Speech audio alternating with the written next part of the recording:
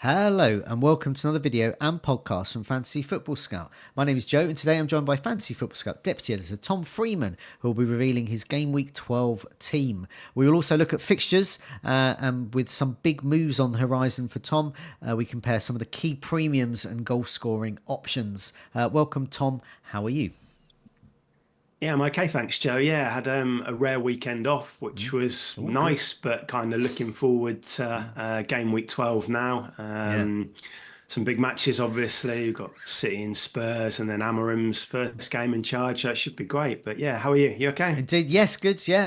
Enjoying the break as such, Mm. and yeah, it's been good. But yeah, obviously, we can't have them all the premiums. So next weekend, someone I don't own is gonna score big, gonna Yeah. cost me, and I just hope the ones I own do well. Before we go on, do you remember to press that like button and also leave us a review if you're listening to the podcast version and leave a 5 stars there if you can. That would be great. Also, do check out the members area at Fantasy Football Scout. Any tables and fixture tickers and those types of things that we have on the show are all from there. Okay, we'll very quickly have a look at Game Week 11 because it seems like an absolute age ago during the It does, international yeah. break. So you got 56 points. Do you want to quickly just take us through what you did, whether you made any changes, what you were happy with, what you were sad with that week? Yeah, I didn't make any transfers. I was close to going from Foden to Fernandes, which looking back would have been a great transfer to make. But I wanted to give Foden that Brighton game, and it didn't pay off. But that's where we're at. That's enabled three free transfers this Yeah. week, which I'll talk about in a bit. Good points. Salah captaincy. I was pretty bullish even against my own team. I thought he'd do well in that one, and that obviously paid off. Yeah. Got the goal from Haaland, but then he got that late booking, didn't he? Which took him out the bonus. And I got assists for Porro, Umbomo, and Raul. Yeah. Not a lot else to report apart No. from that. It felt a bit so-so really, the game week. Yeah. 56 points, average. Yeah. Kind of move on. Well, it was a bit above average. I think the average was Mm, 49. But yeah, I mean, I got similar. I think 55, 57. I can't remember what it was now. But broadly similar. And like you, a small red arrow. yeah. So I feel I sort of consolidate that week. Yeah, same with you with Salah, and very similar to you over the past weeks. You got Fabianski's 9 points, but on the bench. Mm. I've been playing Flecken all this time and looking at Verbruggen getting more points on the bench. So I'm probably going to play Verbruggen this week, even though on paper he has the worst fixture to Flecken. But I've had enough. Yeah, a bit of a regret maybe not playing Fabianski, who had Everton, of course, but Forest have been doing so well defensively, even at home Yeah, against Newcastle. I thought, can I really bet against him yeah, now? And I didn't yeah, go for it, and that's a 7 point swing. yeah. So Yeah, one of similar. I those. mean, and you played Lewis. I played Lewis as well, and Mikalenko's bench points staring at me on the bench. So that's another Okay. thing I might reverse this week as well, Mm, especially with Tottenham coming to visit as well. So okay, lots to just yeah, consider. You've got how many transfers you got? three. Wow. No. Okay, so you got Mm, three. So you can make a variety of moves. So we'll come to that in a sec. We'll just quickly look at the fixtures and yeah. then we'll have a look at some stats of some key premiums because some of them you own and some of them you don't own, but you might want to own. So we'll just quickly have a look at the fixtures.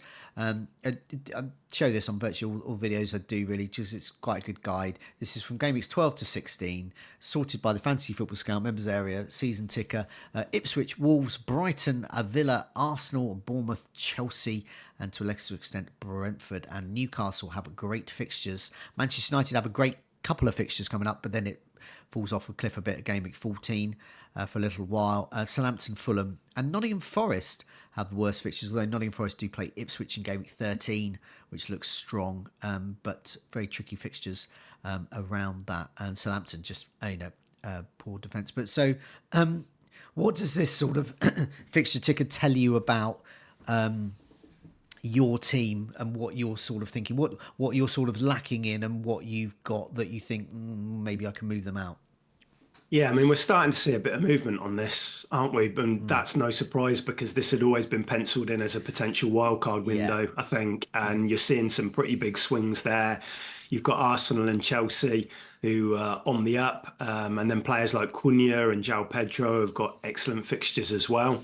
But then in terms of my team, I mean, just looking near the bottom there, I've got Raul Jimenez, I've got Porro, I've got Solanke, and the fixtures are a little bit iffy.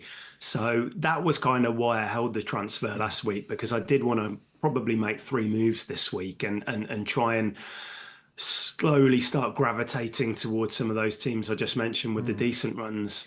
Yeah, definitely. I'm in a sort of similar boat, sort of a bit stacked up on Spurs. I Yeah, could do with a bit more Arsenal, same. and I can do. I'm happy to have Salah still, but yeah, I'm starting to look at some of those other fixtures, Liverpool as well. Uh, Sort of middling on the fixtures, but they're still pretty good. And it's only really that City game at home, but I think the way City's defence are, I think that's still a strong fixture for Salah. Yeah, the way Liverpool are playing, Yeah, it's hard to back against no, them. Going to Everton and Newcastle, you'd yeah. still think they can score Yeah, there. good defence, good good attack. Perfect for us. Okay, let's have a look at some of the premiums as well. So some of these you've already got, some of them you might remove, and some of them you might get in. So Haaland, you've already got in your team. He's top for minutes per expected goal involvement. He's got strong potential to haul. He plays Spurs next. No assists though, but 12 goals. Created 5 chances, 31 shots on target. They're the best up here. Minutes per baseline bonus isn't that strong compared to some of the midfielders, particular, but still every 40 minutes. So he's basically got a score still, and he's had a whopping 49 shots inside the box. I mean, the stats are good. It's just Man City don't seem there. So I've already ripped the plaster off a couple of weeks ago. There's never a good week to do it, so you just do it when you do it. And I probably gained about 40 points on that deal because I got Cunha in for Haaland, Yeah. upgraded a midfielder, Semenyo to Salah, who I've captained for the last 2 game weeks. I haven't even worked out how much, but I know it's gained me a lot of points because I haven't captained Haaland, who's done worse, and I've had Yeah. Cunha, and Salah's been there as well. So whoop-de-doo. But Haaland plays Spurs this weekend. So, Yeah. but other people thought, oh, Haaland plays Bournemouth. Haaland plays Southampton, whoever. But is there a good time to do it? So, yeah, what's the thinking now? Haaland keep for Spurs or use that whopping 15.2 cash? Yeah, I would love to keep him because I think this is a really good fixture. And I know we said that others like Brighton and Bournemouth have been okay fixtures, but they were on the road. If you've got Haaland at the Etihad against a team which is Yeah. going to commit bodies forward, there's brace potential here, isn't there, Yeah, for yeah. Haaland? But I'm not going to captain him this week. I think it's very hard to look past salaries at Southampton. And so we'll see when we look at my team what it enables. And so it's not just that individual transfer. If he switches to, say, Isak, it's not just that in isolation, it's the whole, Yeah. the three moves Yeah. Together. Am I going to captain Haaland in the next few weeks as well? And that's really interesting. I'm certainly not in game week 13. In game week 14, he plays Forest at home, but then Parma's going to Southampton. Yeah. So the better fixture there is for Parma, Yeah. albeit on the road. Game week 15, he goes to Palace. Salah's got Everton. So Yeah. again, it's not clear cut. And I think I need to weigh up when. I think I will sell Haaland. I just need to weigh up when is the time Yeah. to do it, and also have in mind as well potential route back if I do want to bring him in a few weeks, and maybe being able to do it in a couple of transfers. That might be optimistic. It might have to be 3, but yeah, I still need to think it through. But I'm leaning towards selling at the moment. Yeah, I mean, realistically, with if say Isak for Hart, so you've got Isak in for Haaland, you've suddenly freed up 7 million. 7 million that can be invested in players like Palmer if you don't own, or Saka if you didn't own. And meanwhile, when I did the FPL Generals video and podcast earlier this week, we were looking at captaincy as well, and it wasn't really until game week 18 we would consider Yeah. Haaland. Game Yeah. week 19 and 20, he looked actually the best. I think game week 20, he looked definitely the best. So it wasn't really until then. So that's a long way away. You're looking at Absolutely, the end of yeah. December. Yeah. But Isak and Salah. So and Salah's fixtures do turn around then as well. So Isak and Salah is about 20 million, a bit over 20 million. So you Yeah, it's can it's then get doable. Haaland and you can dip down to Yeah. a 5 million, 5.5 million or so, depending on what you've got in the Yeah, bank. I just think if you're not Midfielder. captaining Haaland, you're hurting your squad, aren't you? Yeah. Because especially coming into December, where you're going to need to beef up your squad a little bit. You Yeah, yeah, need to going to have a good first sub, and I've got Tyler Dibbling in yeah. my side as the fifth midfielder, and that doesn't feel strong Yeah, enough given that he isn't even guaranteed starts. yeah. So yeah, I think it's never a good time to sell No, Haaland, no. but it might have to happen this I week. think with the effective ownership as well. So I think last week, I think I tried to monitor it. Like what? Okay. So when Haaland scored last game week, rather against Bournemouth, my rank fell about 200,000. Okay. So I fell from I don't know 650,000 to 850,000, something around that 900,000. So it was around that. But I had Cunha in his Yeah. place, and Cunha also got me a good rank rise of of Yeah. nearly that. And plus Yeah. Big Salah haul. being captained, because Salah was 120% owned, so I was getting 80%, 80, 90% of Salah's points. So, and Haaland was only 110% owned Yeah, around and me. then there was quite a few. I saw quite a few Haaland captainers about, but if you didn't own Salah, he was probably the obvious He choice. was, yeah, I'm not sure this week if it'll be quite, no, because I know Tottenham at home is a good fixture, but it is Tottenham, and when yeah, you've got Palmer who's going to yeah. Leicester and you've got Salah who's going to Southampton, I think they would be preferred I by think most I people. think a lot of wildcarders will be ditching him this week. Yeah, I do. Yeah, So I think Haaland effective ownership around my ranking. So I'm, as people can see on the screen, 649k. You're 1 million in the world. There is probably about 5 points between us, something like that. It's definitely not that much. So yeah, there's not that much between us. But so around our sort of place, I think Haaland could be about 100%, 90% yeah, owned. But yeah, I think Salah is going to be heavily owned, heavily yeah, captained. I think he's already 50% owned in the game. Everyone's going to yeah, captain him around our yeah. rank even more. I think you're looking at 100, 140% effective ownership. Yeah, it sounds about right because he's had this rest, hasn't he, during the Yeah, international break, and everything is just yeah, going to Southampton side, yeah, which will try and keep the ball, but are prone to making errors playing out from the yeah. back. It's hard to look past them. Yeah, it's that break, not playing for Haaland played internationals. Salah didn't. Liverpool's have got a tough schedule afterwards, European games, etc. So I mean, so is Haaland, but Salah's is particularly tough. Real Madrid, I think it is. Yeah, they do. So, but his minutes per expected goal involvement is 111.7, so below Haaland. He's created 21 chances and has got 6 assists. He's got 8 goals. So he has got 14 attacking returns to Haaland's 12, plus he gets more points for a goal. And a goal, he not only does he get more points for a goal, he really gets more points for a goal because he is being so accurate now and taking his big chances that you're effectively looking at 2 to 3 bonus to add on to that goal. Hmm. So a Yeah. goal is 8 points. So if he doesn't get anything, nothing, blank, gets a goal, he's not getting 5 points. He's probably getting 7 to 8 points for that goal. Yeah, and you've got they're keeping clean sheets as well, aren't they? So Yeah, there's that additional point for that. And yeah, it feels like if he scores, he's going to get double digits, yeah, doesn't it? yeah, Because of the add-ons. definitely. Palmer, another strong option, back in training. I think I saw that on one of the Fantasy Football Scout Yeah. social media posts. He is 10.9. Salah, by the way, has gone up to 12.9. And Haaland, by the way, has gone down to 15.2, which is what I sold him for. Okay. So I've made point 0.2 on him there. But it could cost me more to get him back at some point. Palmer, minutes per expected goal involvement every 125 minutes, 5 assists, 7 goals. That's 12 attacking returns, same as Haaland, a bit less than Salah. But he's taken 11 shots, and his minutes per baseline bonus is very strong. Just every 6 minutes, he's accumulating one of those things that gets added on to the metrics for the bonus points. So he's not in your team at the moment. Is that correct? No. But Yeah, correct. you want him in your team. Yeah, I always I've had a decision, I think it was a few weeks back when it was either Salah or Palmer, and I think it was ahead of the Newcastle game in which he scored him, but I went Salah because I wanted him for captaincy. If I didn't go for him then, I was always going to get him in game week 12 Yeah, because this kickstarts such a good run. yeah, He's not playing in Europe, so he's going to be rested. He's playing every single match. central to everything Chelsea do.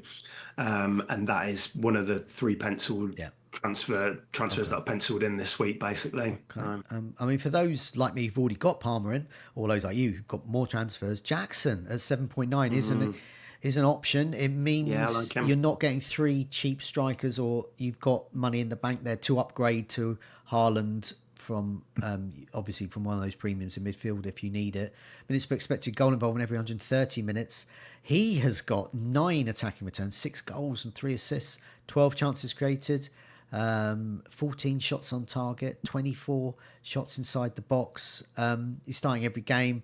I guess he might miss the odd fixture or minutes because of Nkunku, but yeah, I'm not sure about that in comparison to Isak. I think that's the main thing. Otherwise, I would think Yeah, Isak, Jackson, Havertz, Watkins would be my sort of the ranking order of ideal. those. No, Oh, well, okay. All well, right. well, In that'd be order, ideal to yeah. have 4 of those strikers in my team, but Yeah, could you can afford get it. Palmer, But Saka, and the but rest of them as but well. no, Yeah. I just think in terms of that, I think Isak is stronger at that price, and Okay. Jackson is probably the next best. I think.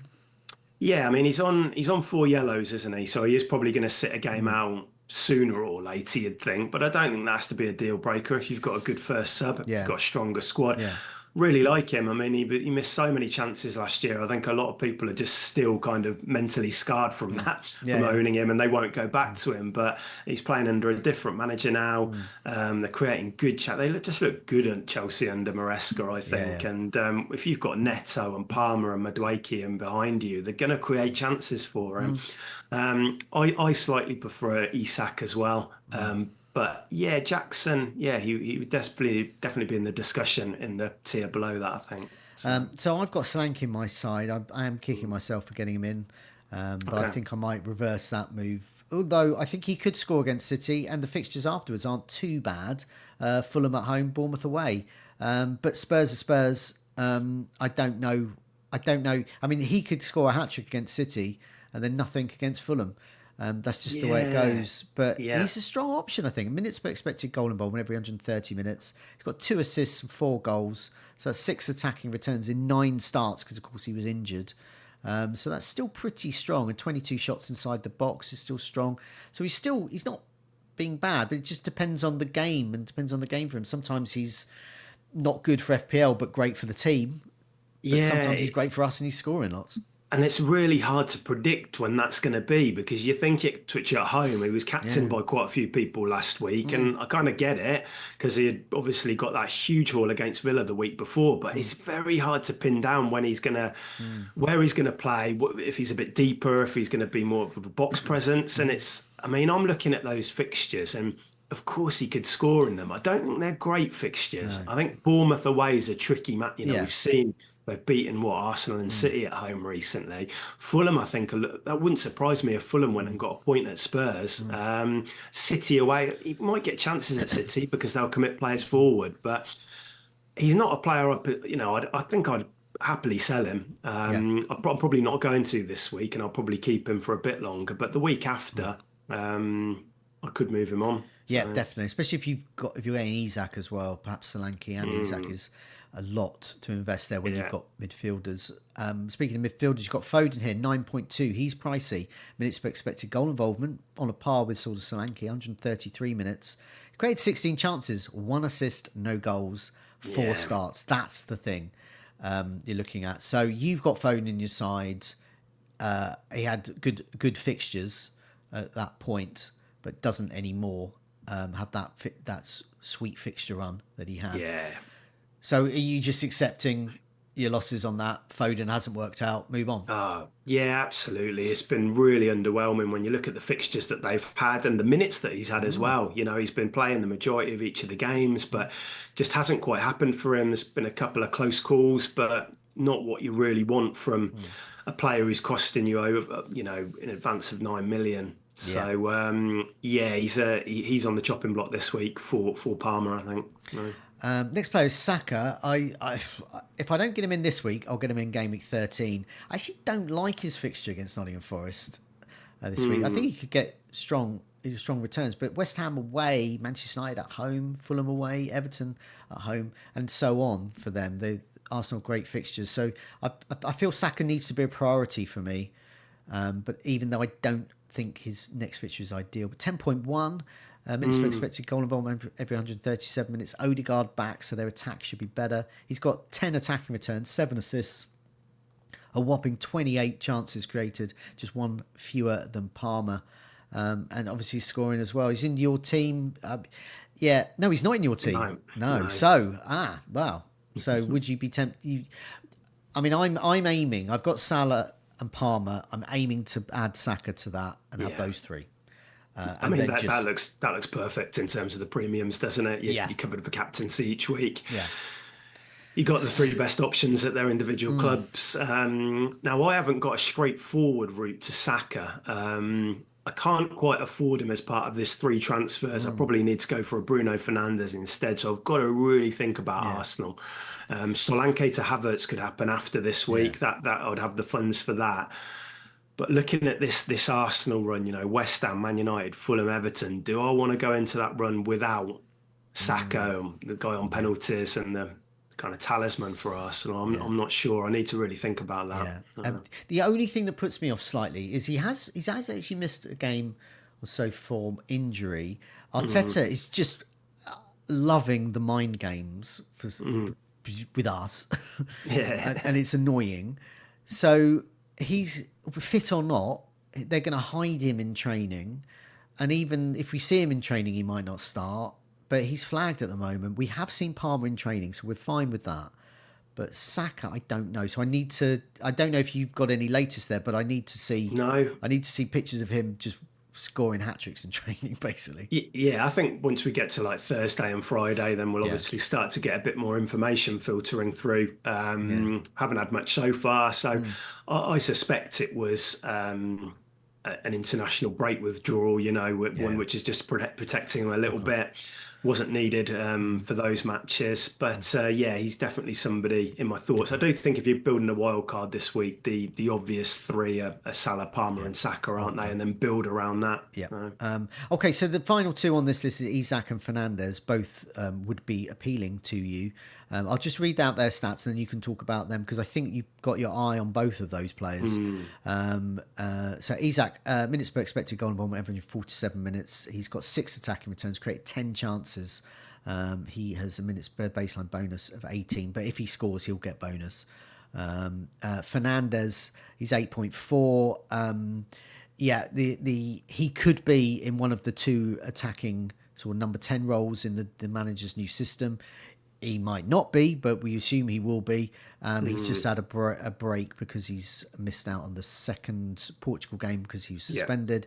He has 6 attacking returns, created 22 chances. Really strong, actually. A bit of a sort of, is he working out? But he's proving he is working out without Ten Hag. Thoughts on these 2 players?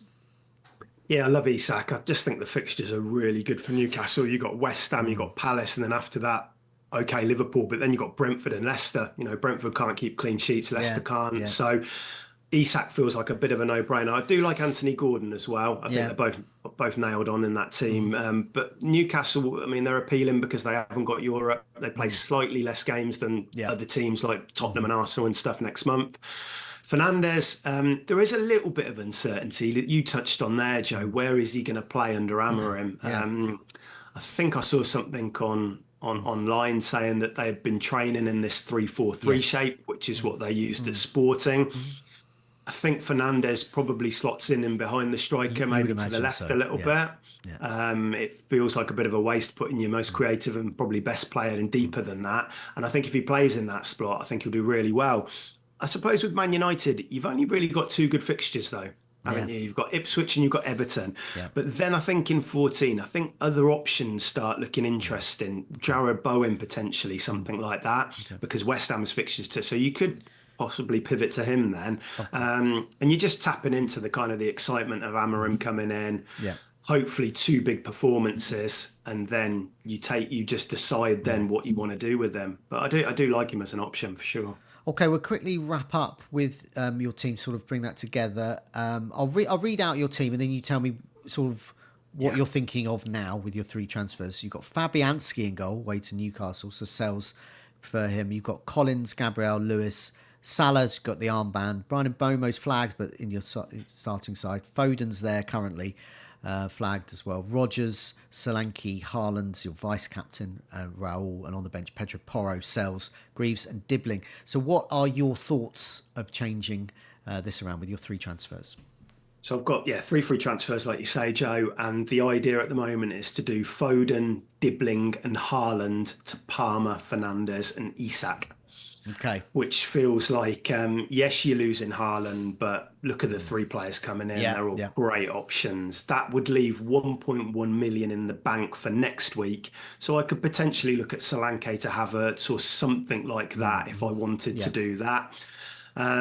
If I made those 3 transfers, it creates more of a benching headache each week. But I think I'd bench Raul Jimenez this week. Yes, he plays Wolves at home, but he's playing for Mexico in the early hours of Wednesday morning, and I'm a bit concerned about a start for him. Yeah. Defence feels a little bit weak this week, but it looks good next week. So I'm kind of tempted to leave that. If I make those transfers as well, I'll probably start Sells over Fabianski. Just because I don't have any Arsenal. No. I've got Isak up against Fabi. I might just hope that Sells can pick up a few save points. With getting Fernandes in for his 2 good fixtures, Ipswich and Everton, when his fixtures turn, you could switch him to Saka if by then you've got 2 free transfers, because then it sounds like you would only need $1 million or so. I could do. I could go Solanke to João Pedro, for instance, and then that would give me the funds to that. I was going to say, in Game Week 13, he's at home to Southampton. So my immediate move with your team, if you gave it to me to manage for a couple of weeks, I would be looking at Pedro in for Solanke. And then that creates the room for Saka. And then I would get Saka in for Fernandes when his fixtures turn. So good luck with those moves. That sounds like a plan. I'm very jealous that you've got all those transfers to make. I've got one. I'm going to have to take a hit, but more of that my video next week. Good luck with your moves. Good luck everyone watching and listening for Game Week 12. We'll be back again next week. Find out how you did, how those moves played out, and also prepare for Game Week 13. Tom, thanks so much for your time. Take care. See you soon. Thanks, Joe.